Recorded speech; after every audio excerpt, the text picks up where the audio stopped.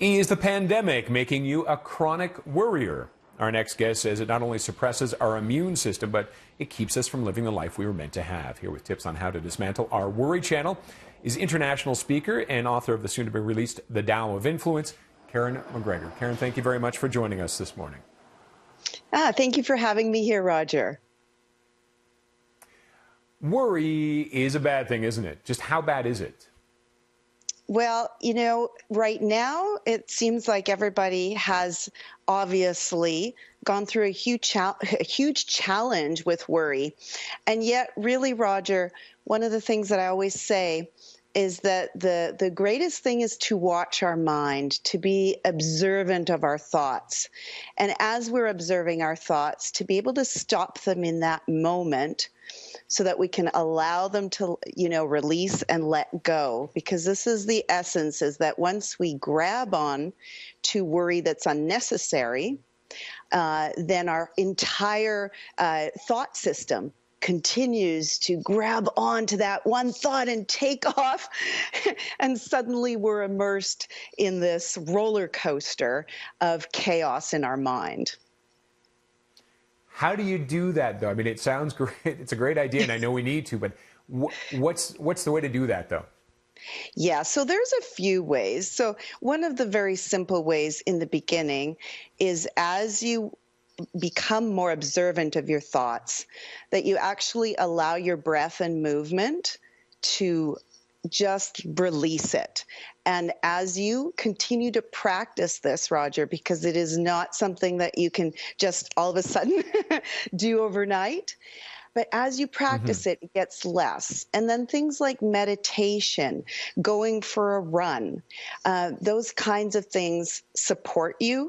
First of all, going for a run, any kind of movement really helps you to release the worry and the anxiety so that it doesn't become an immune issue, because that's the issue right now, is that so many of us are finding ourselves getting sick, COVID or not, but it's because of that huge immune drain that's happening when we worry. So definitely the movement, the breath, being observant of your thoughts are all starting points, but they are a practice that we need to develop into a habit. And what do you replace it with, the worry? Is there something you have to replace with? Because obviously people have concerns about bills and rent and things like that, their job, obviously. What can you replace that worry with? Well, that's a great question, because as we encounter every single day something that we're worrying about, what I like to do is to watch the words that I'm using and see if I can actually have a word to replace the worry word. So as an example, before COVID-19, many of us were saying, we're so busy. My life is so busy. Instead, can you say, my life is wonderfully full. In this moment, I am choosing exactly what I need to do in order to create my reality. And during COVID, this is another thing. As we watch our words, are they proactive?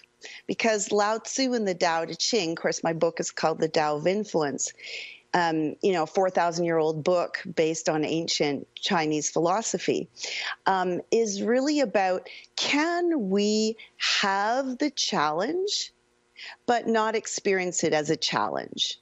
And that's where we all can get to with the practice of that. No, it's not easy, but we can start recognizing that it's possible. Wonderful. I would love to keep talking about this. Quickly before we go, where can we find the book?